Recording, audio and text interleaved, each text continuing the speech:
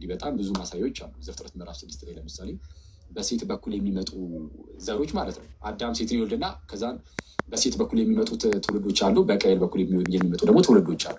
እና በሴት በኩል የሚመጡ ትውልዶችን ዘፍጥረት ምዕራፍ 6 ቁጥር 2 ላይ የእግዚአብሔር ልጆች ብሏቸዋል። የእግዚአብሔር ልጆች።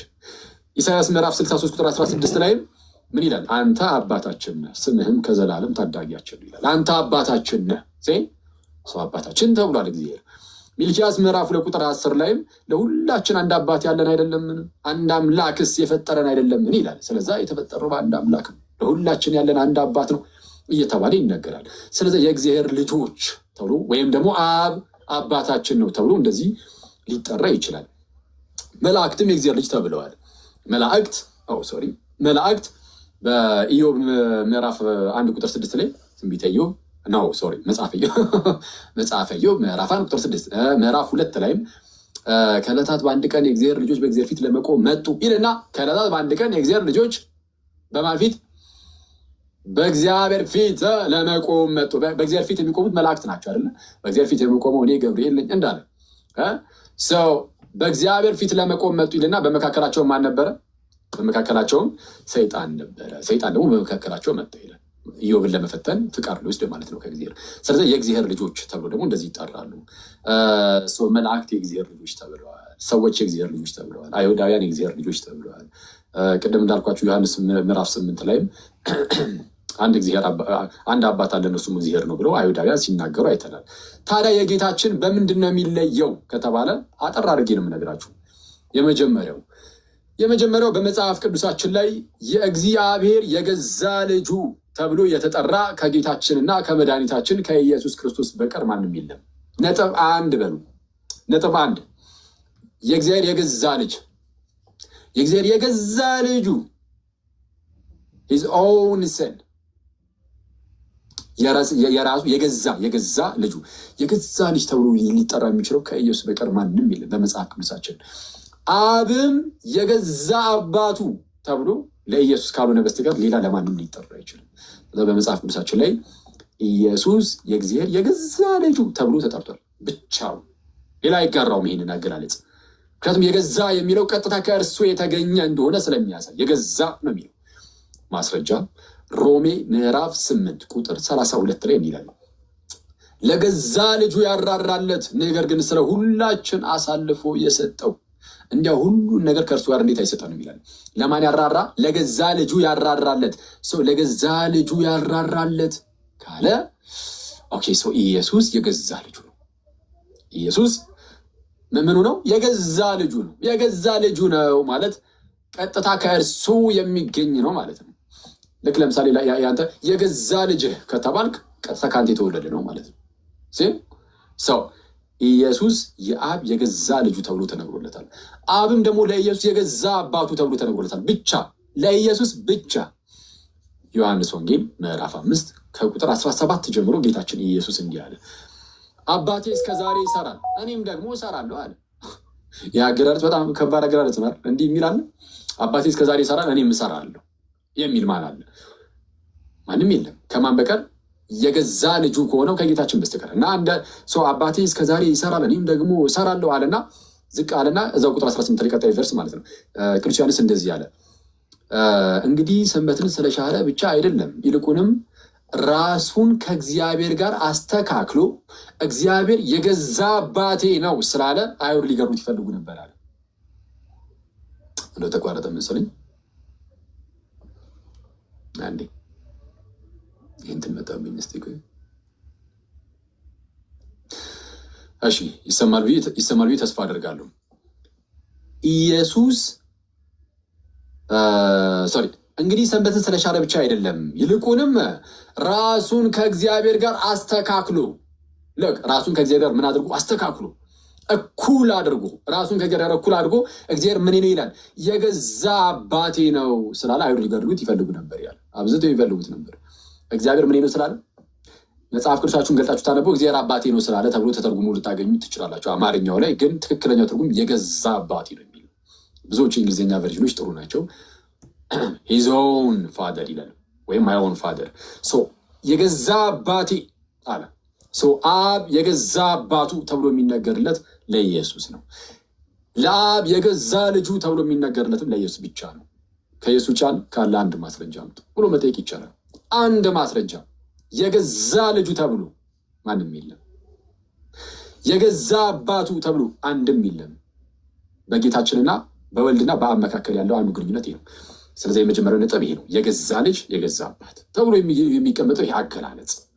ሁለተኛ ነጥብ ኢየሱስ ለአብ የገዛ ልጁ ከሆነ የአብ የገዛ ልጁ ደግሞ ስንት ነው? ስንት ነው? አሁን የገዛ ልጅ ብዙ የገዛ ልጆች አሉት ያሉትም አንድ ብቻ ነው የገዛ ልጅ አለ።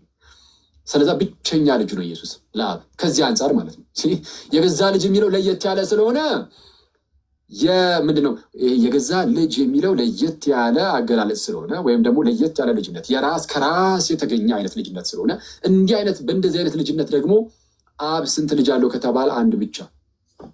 እኛው ልጆቹ ነን፣ ግን የገዛ ልጆቹ አይደለንም። የገዛ ልጅ አንድ ብቻ ነው ያለው፣ እርሱም ጌታችንና መድኃኒታችን ኢየሱስ ክርስቶስ ይባላል። ኢየሱስ ብቻ ነው የአብ ልጅ።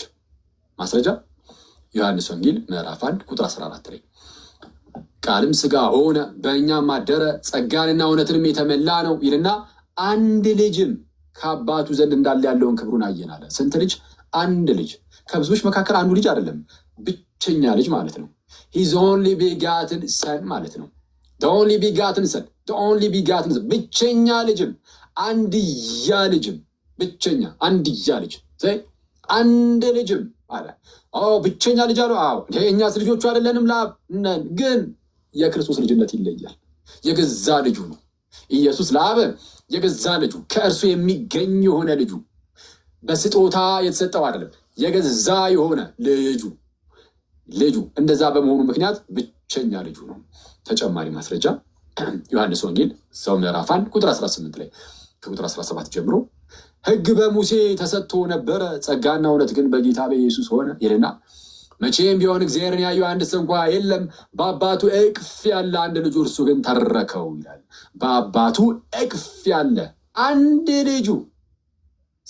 አንድ ልጁ ማለት ከብዙዎች መካከል፣ አሁንም ደግሞ ያለው ከብዙዎች መካከል አንዱ ማለት አይደለም።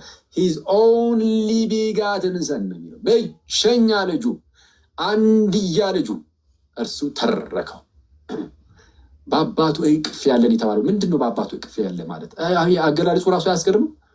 በእርሱ እቅፍ ያለ እና እቅፍን ከመተረክ ጋር አገናኝቶታል። እግዚአብሔር ላይ አንድ ሰው እንኳን የለም ተባለ። ሙሴ እኮ ምን ያህል ጊዜ እግዚአብሔር እንዳነጋገሩ አስቡ። ምን ያህል ጊዜ ሙሴ እግዚአብሔርን አነጋገረው። እንደ ሙሴ ያለ ነቢይ አይነሳም በእስራኤላውያን ወይም በአይሁዳውያን ተባለ። ግን ስለ ኢየሱስ እሱ ራሱ እንግዲህ የሙሴ ራሱ ጭንቅላታችን ውስጥ ይዘነው፣ ግን ምን አለ? መቼም ቢሆን እግዚአብሔርን ያየው አንድ ሰው እንኳ የለም፣ አንድ ሰው እንኳ የለም ከተባለ ሙሴ ራሱ ማለት ነው ጨምሮ። ጌታችን ግን በአባቱ እቅፍ ያለ ብቸኛ ልጅ ተባለና እርሱ ተረከው ተባለ። ማየት አይደለም ይተርከዋል። ጌታችን አብን ተረከው ተባለ። ለምን? የባህሪ ልጁ ነው፣ የገዛ ልጁ ነው። የገዛ ልጁ ነው። አንቻል ሰካሽ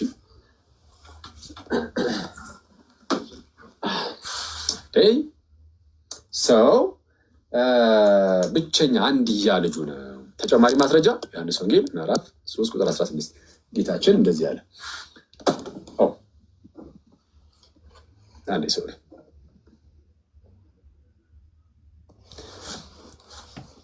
በእርሱ የሚያምን ሁሉ የዘላለም ሕይወት እንዲኖረው እንጂ እንዳይጠፋ እግዚአብሔር አንድያ ልጁን አሳልፎ እስኪሰጥ ድረስ ዓለምን እንዲሁ ወዶታል አለ። በእርሱ የሚያምን ሁሉ የዘላለም ሕይወት እንዲኖረው እንጂ እንዳይጠፋ እግዚአብሔር አንድያ ልጁን ማለትም ብቸኛ ልጁን እስኪሰጥ ድረስ ዓለምን እንዲሁ ወዶታል። ስለዛ ኢየሱስ የአብ ብቸኛ ልጁ አንድያ ልጁ ነው ማለት ነው። እዛ ወደ ዝቅራችሁ ቁጥር 18 ላይም በእርሱ የሚያምን የዘላለም ሕይወት አለው፣ በእርሱ የማያምን ግን በአንዱ በእግዚአብሔር ልጅ ስም ስላላመነ አሁን ተፈርዶበታል ይላል። በማን ስላላመነ?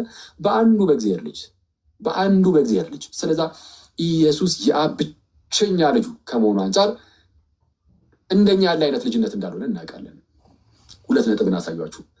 የመጀመሪያው ነጥብ ምን ነበር? የገዛ ልጅ ኢየሱስ የገዛ ልጁ መሆኑን አሳይቻችኋለሁ። አብም ለኢየሱስ የገዛ አባቱ እንደሆነ አሳይቻችኋለሁ። የገዛ ልጁ ከመሆኑ አንጻር ብቻውን ነው ልጅ፣ ማንም ሰው አይጋራውም የሱን ልጅነት ብያችሁ ነበረ። ብቻውን ልጅ እንደሆነ ደግሞ አሁን አሳያችሁ። ሁለተኛው ነጥብ ደግሞ ብቸኛ ልጅ የሚለው ነው።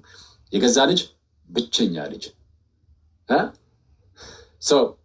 ሶስተኛ ነጥብ ብቸኛ ልጅ በመሆኑ ምክንያት ከሌላው ጋር ሲነጻጸር ደግሞ የተወሰነ ላሳያችሁ። ከሌላው ጋር ምን ሲል ሲነጻጸር፣ ከሌሎች ከነቢያት፣ ከመላእክት፣ ከትልልቅ ቅዱሳን ሰዎች አነጻጽረን ደግሞ እኔ ስናነጻጽር ከዕብራውያን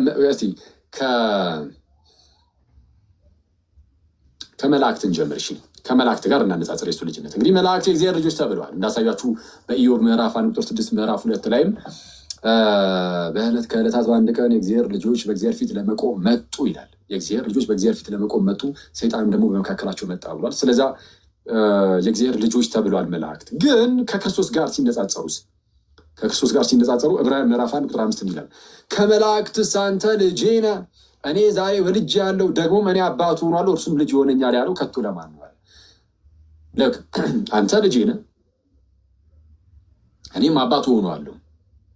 ከመላእክትስ አንተ ልጄ ነህ፣ እኔ ዛሬ ወልጄ ያለው ደግሞም እኔ አባቱ ሆናለሁ እርሱም ልጅ ይሆነኛል ከቶ ለማን ብሏል? ከመላእክት ለማንም አላለም ተባለ። ልጄ ምናምን ነው አላለም። ከመላእክት ለማንም አላለም ማለት ከማን በቀር? ከክርስቶስ ጋር የሚያነጻጽረው መላእክትን እዚህ ክፍል ላይ መላእክትን ከክርስቶስ ጋር እያነጻጸር ነው። የእግዚአብሔር ልጅ ከሆነው ከጌታችን ኢየሱስ ለማን ብሏል? ከመላእክትስ አንተ ልጄ ነህ፣ እኔ ዛሬ ወለድኩ፣ እኔ አባቱ ሆናለሁ እርሱም ልጅ ይሆነኛል ከቶ ለማን ብሏል? ለማንም እኮ አላለም። ይህንን እኮ ልጁ ኢየሱስ ብቻ ነው እኮ የያዘው አለ። ስለዛ ኢየሱስ ልጅ ሲባል አብረው መላእክት ከክርስቶስ ጋር ልጅ አይባሉ። ለመላእክት መች ተባለላቸው ተባለ። አየህ አላስወጣቸው መላእክትን። ኢየሱስ ልጅ ሲባል መላእክት አብረው ቅዱስ ሚካኤል፣ ቅዱስ ገብርኤል አብረው ልጅ አይባሉ ከክርስቶስ ጋር። የክርስቶስ ልጅነቱ ይለያል። ስለዛ ምን አለ ቀጠል አድርጎ ደግሞም በኩሩን ወደ ዓለም ሲያገባ፣ በኩሩን ልጁን ወደ ዓለም ሲያገባ በስጋ ወደ ዓለም ገብቶ የለ ጌታችን ልጁ በስጋ ወደ ዓለም ገባ። እሺ ሲያገባ የእግዚአብሔር መላእክት ሁሉ ለእርሱ ይስገዱ ይላል። አረ በስመ አብ! ይህ በጣም ፓወርፉል። ልክ ከመላእክትስ አንተ ልጄ ነህ፣ እኔ ዛሬ ወለድኩ፣ እኔ አባቱ ሆናለሁ እርሱም ልጅ ለማን ብሎ ነበረ? አላለም እኮ አለና ደግሞ በኩሩን ወደ ዓለም ሲያገባ፣ እንደውም በኩሩን ወደ ዓለም ሲያገባ አለ ልጁን ወደ ዓለም ሲያገባ የእግዚአብሔር መላእክት ሁሉ ለእርሱ ይስገዱ ይላል። ለልጁ ንጽጽሩን ያያችሁት ነው። ኢየሱስ የእግዚአብሔር ልጅ ነው። መላእክት የእግዚአብሔር ባሪያ ናቸው። ከልጅነት አንጻር ሲነገር አብሮ ልጅ አይባሉም መላእክት። ስለዚህ አሁን ንጽጽሩን ይዩት። ኢየሱስ ነው የእግዚአብሔር ልጅ የሚባለው። እንደውም መላእክት ወደ ዓለም በኩሩ ሲገባ የሚሰግዱ ናቸው። ለማን? ለበኩሩ፣ ለልጁ ለኢየሱስ አይደል ያለው? ደግሞም በኩሩን ወደ ዓለም ሲያገባ የእግዚአብሔር መላእክት ሁሉም ለእርሱ ይስገዱ ይላል። ማነው ለክርስቶስ የሚሰግደው አለ? ወይም ለበኩሩ ለልጁ ለእግዚአብሔር ልጅ የሚሰግደው ማነው አለ? የተወሰኑ መላእክት ሚካኤልና ገብርኤል፣ ቅዱስ ሚካኤልና ቅዱስ ገብርኤል ነው። መላእክቱ የእግዚአብሔር መላእክት የተባለ ሁሉ የእግዚአብሔር መላእክት ሁሉም ለእርሱ ይስገዱ። በስመ አብ! ጌታችን እንዴት ያለ ክብርን ያለው አስባችሁታል? በእግዚአብሔር ስም የእግዚአብሔር መላእክትን አስቧቸው ጋይስ፣ ምን አይነት ክብር እንዳላቸው። መናፍስት ናቸው እና እነዛ መናፍስት የእግዚአብሔር መላእክት እነዛ ኃያላን እነዛ ሁሉም ይላል ባይዜ ይሰመርበት፣ ሁሉም ለኢየሱስ ይሰግዳሉ፣ በኢየሱስ ፊት የሚንበረከኩ ናቸው። ኧረ በስመ አብ! ክብር ሁሉ ለጌታችን በእውነት እና ከመላእክት አንተ ልጄ ነህ፣ እኔ ዛሬ ወለድኩ፣ እኔ አባቱ ሆናለሁ እርሱም ልጅ ይሆነኛል ከቶ ለማንም። ደግሞ በኩሩን ወደ ዓለም ሲያገባ የእግዚአብሔር መላእክት ሁሉም ለእርሱ ይሰግዳሉ ይላል። ስለዚህ አሁን በንጽጽር ደረጃ መላእክት እንኳን አብሮት ልጅ አይባሉም ተባለ። የእርሱ ልጅነት ከፍ ያለ ነው፣ ለየት ያለ ነው። መላእክትን ሁሉ የሚያሰግድ ነው። መላእክት ሁሉ የሚያመልኩት ጌታ ነው ኢየሱስ ማለት ነው፣ የእግዚአብሔር ልጅ ማለት ነው። ሰው ንጽጽሩ ከመላእክት አንጻር ስታነጻጽሩት ይኸው ተመልከቱ። እሺ ሁለተኛ ከሙሴ አንጻር እናደርገው። ሙሴ እንዳንተ ያለ ነቢይ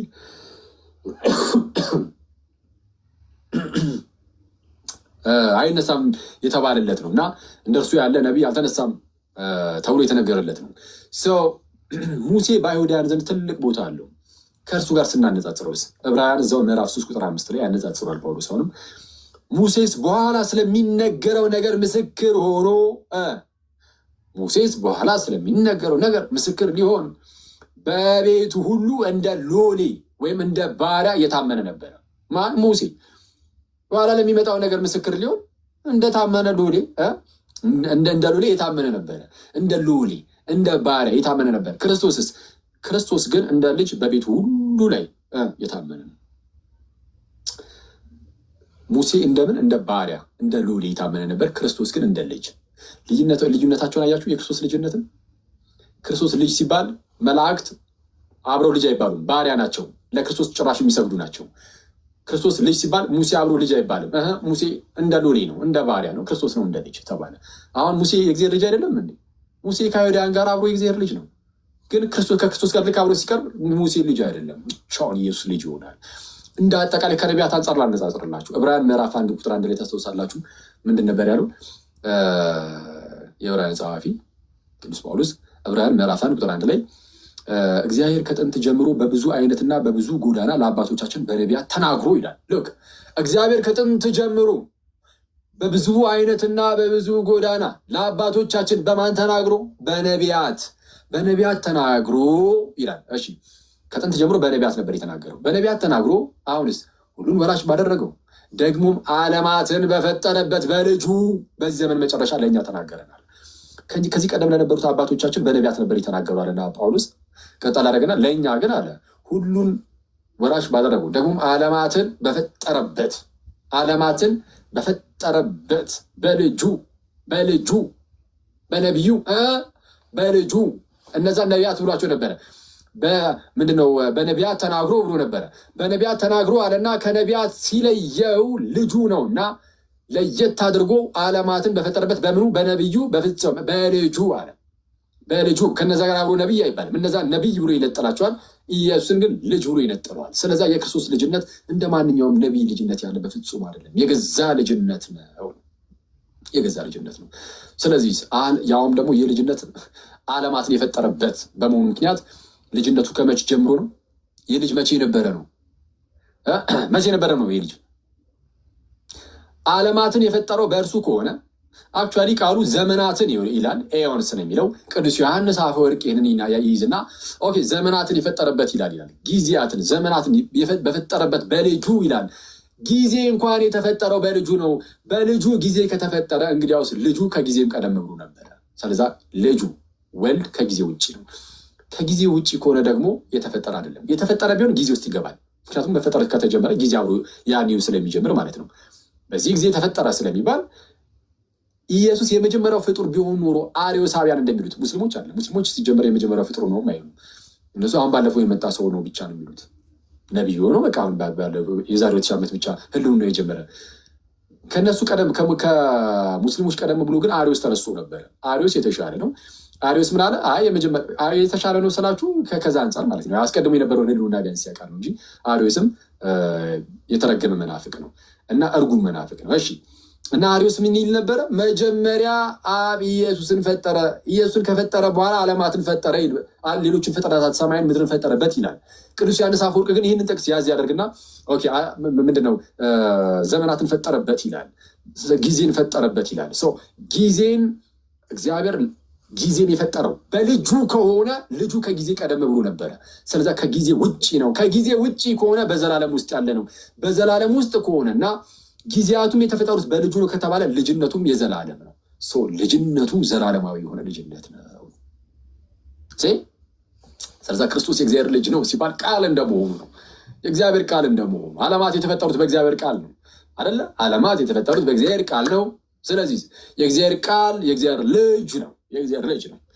የእግዚአብሔር ቃል የኔ ቃል ከማን ነው የሚገኘው? የኔ ቃል ከኔ ነው አይደለ? የአብ ቃል ከማን ይገኛል? ከአብ የሚገኝ ስለሆነ ልጅ ተብሎ ይጠራል። ግን የአብ ቃል ነው ሲባል አካላዊ ቃል ነው። እንደኔ ዝርው ቃል አይደለም። የኔ ቃል ለምሳሌ ጋይስ ከኔ የሚወጣው ቃል ሰው ተብሎ ይጠራል። ከኔ የሚወጣው ዝርው ቃል ሰው ተብሎ ይጠራል። የአብ ቃል ኢየሱስ ግን እግዚአብሔር ተብሎ ተጠርቷል። አብ እግዚአብሔር ነው፣ እኔ ሰው ነኝ። ከሰው የሚወጣው ቃል ሰው ተብሎ አይጠራም። በቃ የሰው ቃል ብቻ ነው ተብሎ የሚጠራው። የእግዚአብሔር ቃል ግን ኖርማል ዝም ብሎ ነው። ይሄ ከኛ ጋር ሲገለጥ የሚወጣው ዝሩ ቃል ስላልሆነ አካላዊ ቃል ስለሆነ ስለ ኢየሱስ ስንናገር ከእግዚአብሔር የተገኘው ያ ቃል ግን አካላዊ ነውና እግዚአብሔር ተብሏል። ዮሐንስ ወንጌል ምዕራፍ 1 ቁጥር 1 ላይ በመጀመሪያ ቃል ነበረ፣ ቃልም በእግዚአብሔር ዘንድ ነበረ፣ ቃልም እግዚአብሔር ነበረ ተብሎ እንደተጠራ አካላዊ ነው። ቃል አካላዊ ነው። ሰው እግዚአብሔር ነው። ቃል እግዚአብሔር ነው። ሰው እግዚአብሔር ዓለማትን በቃሉ ፈጠረ፣ ሚኒንግ በልጁ ፈጠረ። ለዛ ነው ቆላሲስ ምዕራፍ 1 ቁጥር 15 ላይም እርሱ የማይታይ አምላክ ምሳሌ ነው ይልና ልጁ ኢየሱስ እኮ ነው። ከላይ ወደ ፍቅሩ ልጅ መንግስት አፈለሰን ይላል። ልጅ ካለ በኋላ እርሱ የማይታይ አምላክ ምሳሌ ነው። ልጅነቱ እንዴት ለየት እንደሚል እርሱ የማይታይ አምላክ ምሳሌ ነው። ልጁ በመሆኑ ምክንያት ነው እንደዚህ የተባሉ። ባይዘው የባህሪ ልጁ ባይሆን ኖሮ ለማይታይ አምላክ ምሳሌ ተብሎ አይነገርም። እግዚአብሔርን የሚመስለው አለ የለም ይላል ነቢየ እግዚአብሔር ኢሳያስም። እግዚአብሔርን የሚመስለው ማንም የለም ይላል። ኢየሱስ ግን የማይታይ አምላክ ምሳሌ ነው ተባለ። ለምን? የገዛ ልጁ ስለሆነ። ሁሉን ወላጅ ባደረገው ደግሞ ዓለማትን በፈጠረበት በልጁ በዚህ ዘመን መጨረሻ ለእኛ ተናገረን ብሎ ዕብራውያን ምዕራፍ 1 ላይ ማለት ነው ቁጥር 3 ላይ እንዲህ ይላል፣ እርሱም የክብሩ ነጸብራቅና የባህሪው ምሳሌ ነው ይላል። ልጁን ማለት ነው። ልጁ የባህሪው ምሳሌ ነው። አረ የእግዚአብሔር የባህሪው ምሳሌ እግዚአብሔርን በባህሪው የሚመስለው አለ። ማን? ልጁ ብቻ። አንተ ትመስለዋለህ? በባህሪው አንመስለው። ማንም ሰው በባህሪ እግዚአብሔርን አይመስልም በባህሪው። ልጁ ግን የባህሪ ልጁ ነውና የገዛ ልጁ ነውና ራሱን አብን ይመስለዋል። የባህሪው ምሳሌ የክብሩ ነጸብራቅና የባህሪው ምሳሌ ሆኖ ሁሉን በስልጣኑ ቃል እየደገፈ ኃጢአታችንን በራሱ ካነጻ በኋላ በሰማያት በግርማው ቀኝ ተቀመጠ ይላል። ስለዚህ ቆላስይስ 1:15 ላይ እርሱ የማይታይ አምላክ ምሳሌ ነው ይልና የሚታየውም የማይታየውም በሰማይም ያለው በምድርም ያለው ልክ ያው እርሱ ይልና ጌታችን ነው። ልጁን የማይታይ አምላክ ምሳሌ የማይታይ አምላክ ምሳሌ የተባለው ልጁ ስለሆነ ነው ብያቸዋለሁ። የገዛ ልጁ ስለሆነ ነው ብያቸዋለሁ እንጂ እግዚአብሔርን በምንም አልመሰለው። እንደዛ ካለ በኋላ በሰማይም ያለው አለ ተመልከቱ፣ በምድርም ያለው እሺ፣ የሚታየውም ኦኬ፣ የማይታየውም አለቅነት ቢሆን ስልጣናት፣ ጌትነት ቢሆን ግዛት፣ ይህ ሁሉ በእርሱ ተፈጥሯል እና ከፍጥረት ሁሉ በፊት እርሱ በኩር ይላል። በሰማይም ያለው በልጁ ማለት ነው። ልክ በሰማይም ያለው በምድርም ያለው የሚታየው የማይታየው አለቅነት፣ ስልጣናት፣ ግዛት፣ ጌትነት ሁሉ በእርሱ ተፈጥረዋልና ከፍጥረት ሁሉ በፊት ምንድን ነው? ከፍጥረት ሁሉ በፊት ፍጥረት ከሚባል ነገር ሁሉ በፊት በኩር ነው። ፍጥረት ከሚባለው ነገር ይነጠረውና ከዛ ከፍጥረት ከሚባል ነገር ምናምን በፊት ምንድን ነው? ፍጡር ነው አይልም። በኩር ነው። ኦኬ፣ በኩር ልጅ ነው። ፕሮቶቶኮስ ልጅ ነው። ከፍጥረት ሁሉ በፊት በኩር ነው። ፍጡር ነው የሚለውን ቃል አልተጠቀሙም። ባይዚህ ላይ አንድ ሊቅ ይህንን ያነሳና ስለሌላው ሲናገር ፍጥረት እያለ ይናገራል። ልክ እሱ ጋር ሲመጣ ግን በኩር ነው ይላል። አርጊንስ ነው። አርጊንስን ተሳቀ ነው የምንጠቅሰው እና በተለይ እዚህ እና ለዛ ነው ዝም አንድ ሊቅ ብዬ ላልፎ የነበረው። ኤኒዌይስ ከፍጥረት ሁሉ በፊት ምንድን ነው? በኩር ነው፣ የተወለደ ነው። ስለዛ ልጅነቱ ከፍጥረት ምናምን በፊት ፍጥረት ውስጥ ጊዜ የለም አለ። ጊዜ ፍጥረት ውስጥ አለ። ስለዛ ከጊዜ በፊት በኩር ነው። ስለዛ ያሉ ፍጥረታትን ሁሉ በእርሱ ተፈጠሩ። ስለዛ ሁሉ የእርሱ ናቸው። ልጅነቱን አያችሁት? ሰው ይህንን አራተኛ ነጥብ አድርጋችሁ ብትይዙ ጥሩ ይመስለኛል። የትኛውን? የመጀመሪያው ነጥብ ምን ሰጥቻችሁ ነበር? እንከልስ። የመጀመሪያው ነጥብ ኢየሱስ እርሱ የእግዚአብሔር የገዛ ልጁ ነው የሚል አሳየኋችሁ። ኢየሱስ የገዛ ልጁ ነው። አብም የገዛ አባቱ ተብሎ የተጠራው ለእርሱ ብቻ ነው። ሌላ መጽሐፍ ቅዱስ ማስረጃ ማንም ሰው ማምጣት አይችልም። የገዛ ልጅ ተብሎ አያመጣም። ስለዛ ብቻውን የገዛ ልጅ ነው። የገዛ ልጁ በመሆኑ ምክንያት ብቸኛ ልጁ ሆኗል። ብቸኛ ልጁ ነው። በቃ የገዛ ልጁ የአብ የገዛ ልጁ ኢየሱስ ብቻ ነው፣ እኛ አይደለም። የገዛ ልጁ ማለት ከእርሱ የሚገኝ ስለሆነ ብቸኛ ልጁ ነው። ሁለተኛው ነጥብ እርሱ ነው። ኢየሱስ ብቸኛ ልጁ መሆኑ ከኛ ይለየዋል። እኔ ብቸኛ ልጁ ነኝ የሚል አለ? ለአብ ብቸኛ ልጁ ነኝ የሚል በነጠላ ራሱን ብቻ ወክሎ ማለት ነው። ብቸኛ ልጁ ነኝ የሚል የለም። ኢየሱስ ግን ብቻውን ልጅ እንደሆነ መጽሐፍ ቅዱስ በተደጋጋሚ ነግሮናል። ሶስተኛ በንጽጽር አሳይቻችኋለሁ። የእርሱ ልጅነት ከሌላው አንጻር ከመላእክት ጋር አነጻጽር የላችኋለሁ። መላእክት ከክርስቶስ ጋር ሲሆኑ አብረው ልጅ እንኳን ተብሎ ሊጠሩ እንደማይችሉ ይልቁንም ባሪያ ሆነው የእግዚአብሔር መላእክት ሁሉ ለበኩሩ እንደሚንበረከኩ እንደሚሰግዱ የእግዚአብሔር መላእክት ሁሉ ለእርሱ ይስገዱ ይላል ተብሎ እንደተነገረ ከሙሴ ጋር አወዳድሬ የላችኋለሁ። ዕብራውያን 3 ከመላእክት ጋር ዕብራውያን ምዕራፍ 1 ቁጥር 5 ጀምሮ ያለውን ከሙሴ ጋር ዕብራውያን ምዕራፍ 3 ቁጥር 5 ጀምሮ ያለውን ጠቅሼላችሁ ሙሴ ይመጣ ዘንድ ላለው ምስክር ሊሆን በቤቱ ሁሉ ላይ እንደ ሎሌ የታመነ ነበር፣ እንደ ባሪያ የታመነ ነበር። ክርስቶስ ግን በቤቱ ላይ እንደማን? እንደ ልጅ የታመነ ነበር። እንደ ልጅ ብሎ ሙሴ አብሮ ከክርስቶስ ጋር ሲቀርብ ልጅ መሆን እንዳልቻለ አሳይቻችኋለሁ። ስለዚህ የክርስቶስ ልጅነት ፍጹም ልዩ ነው። ከአጠቃላይ ከነቢያት ጋር ከነቢያት አንጻር ደግሞ አሳይቻችኋለሁ። ዕብራውያን ምዕራፍ 1 ጠቅሼ እግዚአብሔር ከጥንት ጀምሮ በብዙ አይነትና በብዙ ጎዳና ለአባቶቻችን በምን በነቢያት ተናግሯል። ለአባቶቻችን በነቢያት ነበር የተናገሩ፣ ለእኛ ግን በነቢዩ ነው በልጁ ያው ምን ባደረገበት ዓለማትን በፈጠረበት በልጁ። ስለዚህ ከነቢያት አንጻር አድርጌ በንጽጽር እንደዚህ ያሳየኋችሁ። አራተኛ ነጥብ አድርጋችሁ እንድትወስዱልኝ የፈለግኩት ልጅነቱ ቀጥታ የገዛ ልጅ ከመሆኑ አንጻር የአብ የባህሪው ምሳሌ ተብሎ እንኳን እስኪጠራ ድረስ ነው። ስለዚህ ዓለማትን የፈጠረበት ከመሆኑ አንጻር እሱን ያዙት። ማለትም ዓለማትን በፈጠረበት በልጁ ነው ያለው፣ ጊዜያትን በፈጠረበት በልጁ ነው ያለው። አንደኛ እሱን ያዙ። እርሱም የክብሩ ነጸብራቅና የባህሪው ምሳሌ ነው ብሏል። የባህሪው ምሳሌ መሆን የሚችል ማንም የለም። እግዚአብሔር በባህሪው ይመስላል የለም። እግዚአብሔር በምን ትመስሉኛላችሁ ያለውን እግዚአብሔር ለዛ እኮ ነው። ስለዛ የባህሪው ምሳሌ የሆነው የገዛ ልጁ ስለሆነ ነው እንጂ ሌላማ ማንም አይሆን፣ ፍጥረት ምናምን አይሆንም። ኢየሱስ ግን የገዛ ልጁ ስለሆነ የባህሪው ምሳሌ መሆን ይችላል። ቆላሲስ ይሄ ዕብራውያን 1:3 ላይ ነው። ቆላሲስ 1:15 ጠቅሼላችሁ ነበር። የማይታይ አምላክ ምሳሌ ይለውና የማይታይ አምላክ ምሳሌ ይለውና እሺ፣ ከዛስ በሰማይም ያለው በምድርም ያለው የሚታየው የማይታየው አለቅነት፣ ስልጣናት፣ ግዛት፣ ጌትነት ሁሉ በእርሱ ተፈጥረዋልና ከፍጥረት ሁሉ በፊት እርሱ በኩር ነው ይላል።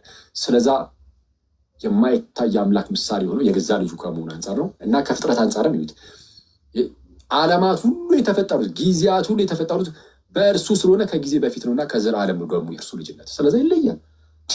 ከዘላለም ልጅ ሆኖን ከራስ ጋር ታነጻጽራለህ እንዴ? ማይ ብራዘር፣ የባህሪ ልጅ ሆኖ ወይም የገዛ ልጁ የሆነውን እርሱን ከራስ ጋር አታይት አይነጻጸርም። እና ሰው የክርስቶስ ልጅነትን ከዚህ አንጻር ልንመለከተው ይገባል። እና ኢየሱስ በዚህ ደረጃ ከሆነ ልጅነቱ የመጻፋቸው ምክንያት ራሱ ይሄ ሆኖ ልናገኙ እንችላለን። ለምሳሌ ዮሐንስ ወንጌል ታላቅ የሆነ ወንጌል አይደለም? ኢየሱስ የእግዚአብሔር ልጅ የሚለውን ሰዎች እንዲያምኑ ተብሎ የተጻፈ ነው። ዮሐንስ ወንጌል ማስረጃ ዮሐንስ ወንጌል ምዕራፍ 20 ቁጥር 31 ላይ ኢየሱስ እርሱ ክርስቶስ የእግዚአብሔር ልጅ እንደሆነ ታምኑ ዘንድ አምናችሁም በስሙ ሕይወት ይሆንላችሁ ዘንድ ይህ ተጽፏል አለ። ወንጌሉ የተጻፈው እኮ አለ ዮሐንስ ኢየሱስ እርሱ ክርስቶስ የሕያው እግዚአብሔር ልጅ እንደሆነ እንድታምኑ አምናችሁም ደግሞ በስሙ ሕይወት ይሆንላችሁ ዘንድ ይህ ተጽፏል አለ። ስለዛ የተጻፈው የወንጌል መጽሐፍ እንኳን ምክንያት ነው። ታዲያ እንደ ማንኛውም ዝም ብሎ ልጅ ከሆነ የወንጌል መጽሐፍ እንኳን ምክንያት እስኪሆን ድረስ ይሆናል? እንዳይሆንም እኮ አክሊል የእግዚአብሔር ልጅ እንደሆነ እንድታውቁና በስሙ ሕይወት እንዲሆንላችሁ የተጻፈው ሊባል ነው እንዴ? አይባልም። ኢየሱስ የገዛ የአብ ልጅ ነው። ይህንን ማመን ደግሞ ሕይወት ነው። ከዚህ ሕይወት የሚነጥለን ደግሞ አንዳች አይኖርም። ከዚህ ሕይወት ሊነጥለን የሚችል ማን ነው? ከዚህ ሕይወት ምክንያቱም ኢየሱስ የእግዚአብሔር ልጅ እንደሆነ ማመን በስሙ ሕይወት እንድናገኝ የሚያደርገን ነው። ይህንን የሚቃረን ካለ ሕይወትን የሚቃረን ነው። ስለዛ ይህንን ልብ ልንለው ይገባል። ስለዛ በዚህ ምክንያት ኢቨን አንድ ሰው መዳን ሲፈልግ ለመጠመቅ አስቀድሞ ይሄኛው እንደ ፕሪኮንዲሽን ይጠይቃል። ኢየሱስ የእግዚአብሔር ልጅ እንደሆነ ታምናለህ ተብሎ መጠየቅ አለበት ማለት ነው አይደል? እንደዛ ነው። ለምሳሌ በሐዋርያት ሥራ ምዕራፍ 8 ላይ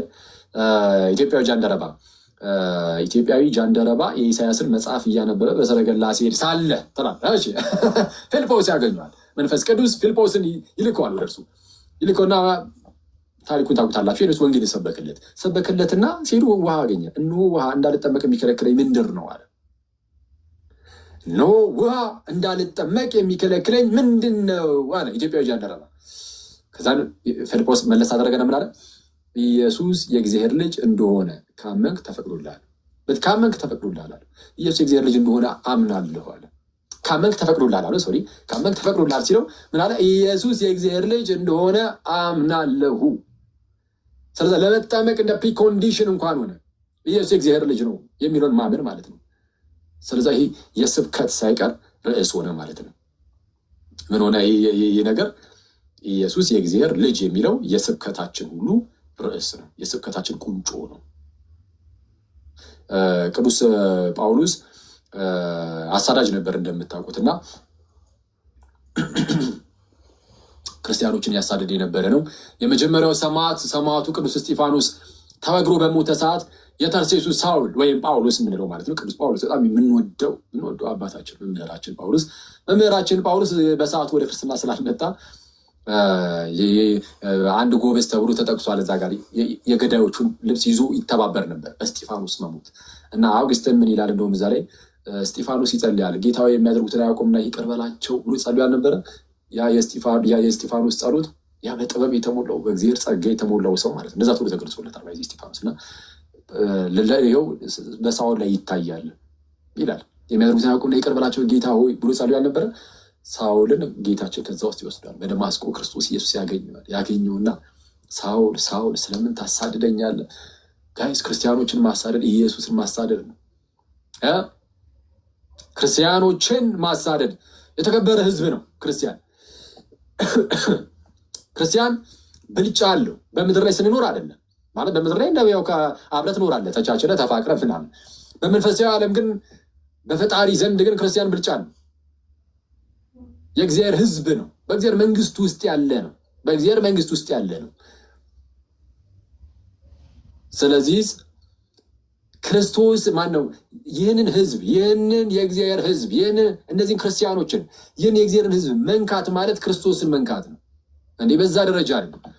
ይህን ህዝብ እኛ እንደው ለእግዚአብሔር ህዝቦቹ እንሁንለት እንጂ በህይወታችን አስቀያሚ የሆነን ክርስቶስን ማሳየት ከበደን እንጂ የምድርም የእግዚአብሔር ህዝብ እንሁንለት እንጂ የእግዚአብሔርን ህዝብ መንካት ማለት የክርስቶስን ህዝብ መንካት ማለት ክርስቶስን መንካት ነው።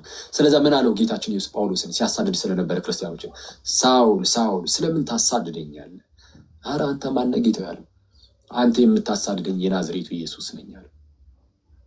አንተ የምታሳድደኝ እንዴት አሳደደው? ክርስቲያኖችን በማሳደድ ክርስቲያኖችን ማሳደድ ክርስቶስን ማሳደድ ነው። ክርስቶስን የሚያሳድድ ካለ ዋጋውን ነው የሚያገኘው። ባይዘይ በፍርድ ቀን ዋጋውን ያገኛል። ግን እኛ ለክርስቶስ ህዝቡ እንሁንለት። ክርስቶስን መምሰል መለማመድ አለብን እና እንደዛ ነው እናንተ ሰዎች። ስለዚህም ጳውሎስ ይቅርታ ይህን ያነሳውበት ምክንያት ምንድነው? ጳውሎስ ወደ ክርስትና ተመልሶ ማለት ነው። ሐዋርያት ሥራ ምዕራፍ 9 ላይ ነው አይደል ያለው ታሪኩ።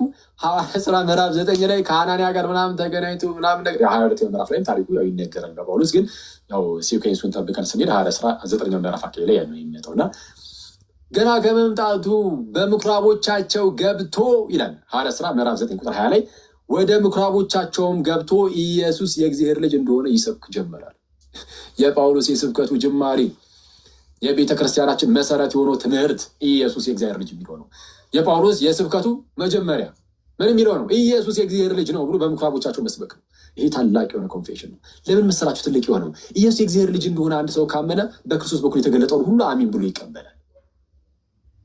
አየህ፣ በዚህ ምክንያት ወደ እግዚአብሔር ይቀርባል።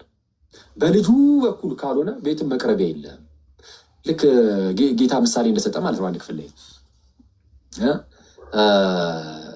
ለነዛ አደገኛ ገበሬዎች ባሪያዎችን ይልክ ነበረ እንዲሰበስቡ ማለት ነው። ምርት ባሪያዎችን ሲልኩባቸው ቆይ ብሎ ገደሏቸው። ባሪያዎችን ጌታቸው የሚልካቸውን ባሪያዎች ማለት ነው፣ ነቢያትን ለማለት ነው ምሳሌው።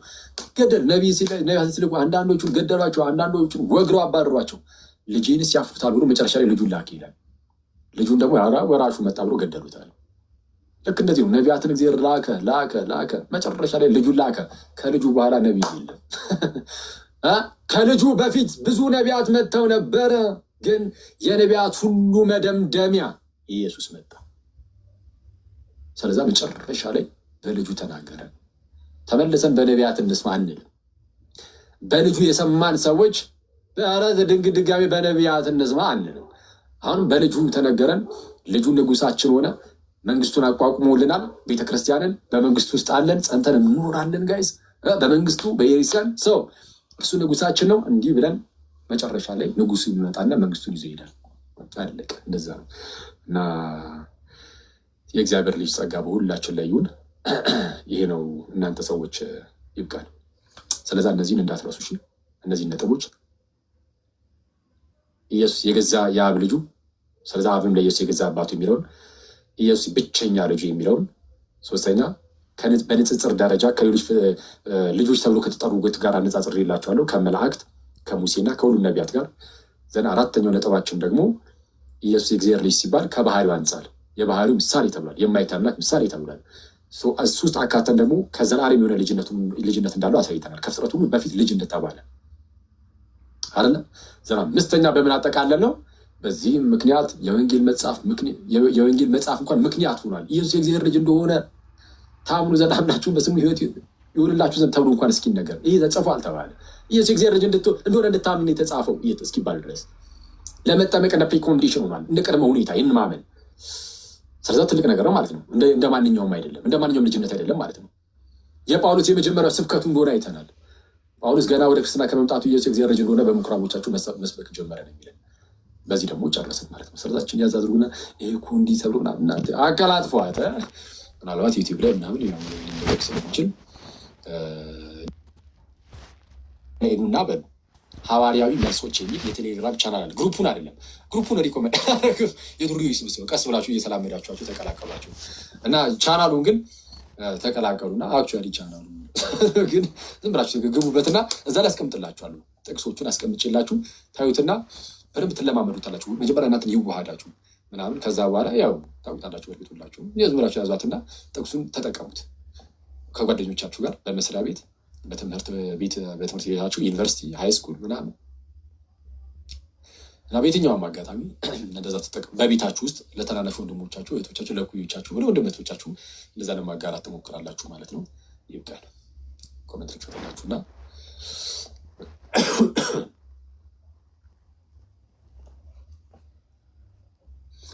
እሺ እናንተ ሰዎች ስንት ሰዓት ሆነ? ኦኬ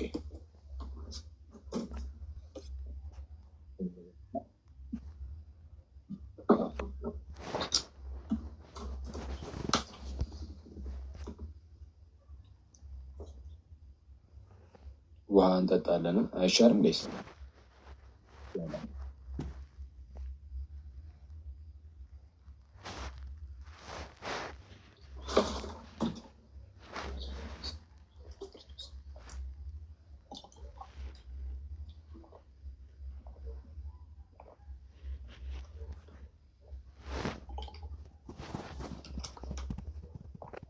ገብቷችኋል ጋይስ? ዛሬ ተማማር ነው።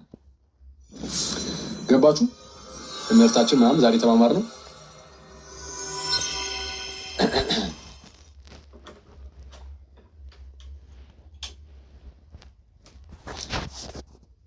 በጣም አሪፍ አሪፍ። ስለዚህ አሁን ይሄንን እምነት የሚቃወም ቢኖር ችግር የለም በቃ እንላለን። የሆነ ዝም ብለን እንደዚህ የምናልፈው ነው አይደለም። ይሄ እምነታችን አንደራደርበት። ማንም ቢል አላህም ይበል ቁርአንም ይበል ማንም ይበል የፈለገው ግዛት ይበል አንሰማም። ይሄ ሰማያዊ መገለጣችን ነው፣ የዳንበት እውነት ነው ጋይስ። እና እንደዛ ነው። እና በተረፈ ይህንን እንያዝ ምናምን። ይህን ይዘን ደግሞ በተቻለን አቅም ጋይስ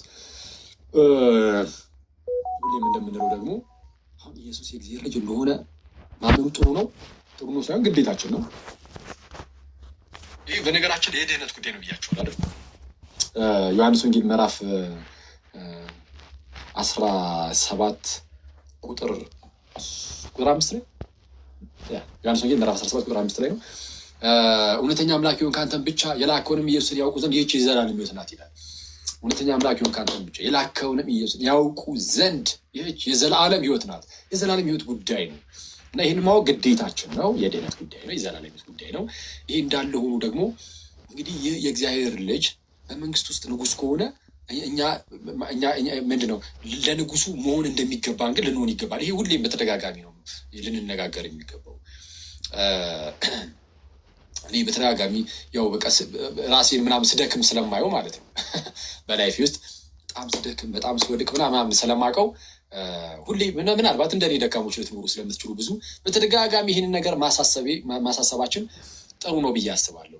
ሁሌም ትዝ እንዲለን ሁሌም እያስታወስን ደግሞ ክርስቶስን በመምሰል ሕይወት ውስጥ እንድናድግ። እሺ ሁሌም ቢሆን እግዚአብሔር እንዳላቸው ህዝቦች፣ ንጉስ እንዳላቸው ህዝቦች ነው መኖር ያለብን። እሺ ንጉስ እንዳለው ህዝብ ንጉስ አለን እኛ። ኢየሱስ ንጉሳችን ነው። እሺ ንጉሳችን ነው። ምንድነው በደንብ እየጠነከራችሁ ምናምን ያላችሁ ልጆች፣ እየጠነከርን ያለን ሰዎች፣ ወደ እግዚአብሔር በመቅረብ ላይ ያለን ሰዎች ምናምን ልባችሁ ውጥር ነገር እንዳንል በጣም መጠንቀቅ አለብን። ያኔ የምንወድቅባት ያቺ በቃ ያቺ ኢንስታንት የወደቅንባት ኢንስታንት ናት። እንወድቃለን። ሁሌ መመካታችን በእግዚአብሔር ላይ ማድረግ። ተመልከቱ፣ ወደ እግዚአብሔር እየቀረብን ያለን ሰዎች ካለን፣ እንደው እየበረታን ያለን ሰዎች፣ ከትናንት ዛሬያችን ይሻላል የምንል ሰዎች ካለን ይህንን የሚያደርገው በእናንተ የሚኖረው የልጁ የኢየሱስ ክርስቶስ መንፈስ ነውና የእርሱ ጸጋ ነውና ጸጋውን የሚረዳችሁ የሚያግዛችሁ ጸጋው ነውና እግዚአብሔር ያመሰግናለሁ ብላችሁ ዝም ብላችሁ እንደው ሁሌም እናንተ አቅመ ቢስ እንደሆናችሁ ብቻ እያሰባችሁ ስክት ብላችሁ ኖሩት። እሺ ሁሌም ደካማ እንደሆናችሁ አቅመ ቢስ እንደሆናችሁ በተአምር እንዳትረሱት፣ እንዳንረሳው። አቅመ ቢስ እንደሆነ ጸጋው ብቻ ነው የሚያግዘን፣ ጸጋው ነው የሚረዳን እና እሱን ሁሌም እንዳይረሳ። በኃጢአት ደግሞ በቃ አልችል ብለን ደግሞ እዛው ምን እንደፋደፍ ደግሞ የኔ ቤቶች ኃጢአትን የምታደርጉ ምናደርግ በቃ ይሆናል አቅም ያነሰን ሰዎች ካለን ደግሞ በቃ ኃጢአት እየሰራው ነው ክርስቶስን ምን ብዬ አስበዋለሁ? ኧረ ሼም ነው እንደው በቃ ምን የሆነ ወይ ንስሐ በገባ በቅዱስ ቁርባን በቁርብ ኖሮ እሺ እንደው ስለ ክርስቶስም አስባለሁ። ምን አሁን እኔ በቃ ኃጢአተኛ ነኝ፣ በቃ አንድ ቀን እንደው እግዚአብሔር ያለልኝ ቀን ማሰብ ጀምራለሁ። በፍጹም እንዳትሉ እንደዛ። ኃጢአት ውስጥ ብንሆን ራሱ ክርስቶስን ግን ሁሌም ከልባችን እንዳናወጣው። ምክንያቱም ከዛ ካለንበት ውድቀት ውስጥ የሚያወጣን በልባችን ውስጥ ያለው ጌታችን ኢየሱስ እንጂ ሌላ ማንም አይደለም። ጸጋው እንዲያግዘንና ጸጋው እንዲረዳን ሁሌም ክርስቶስ ኢየሱስን እናስበው። በጣም ድካም ውስጥ ሆነ ክርስቶስን ግን አስበው። በቃ ድካም ውስጥ ነኝ ጌታ ሆይ እስቲ አንተ ታውቃለህ፣ በቃ አንተ አግዘኝ። አይቷል። ሲምፕሉ በቃ ቀላሉ ሲምፕሉ ችግር የለም።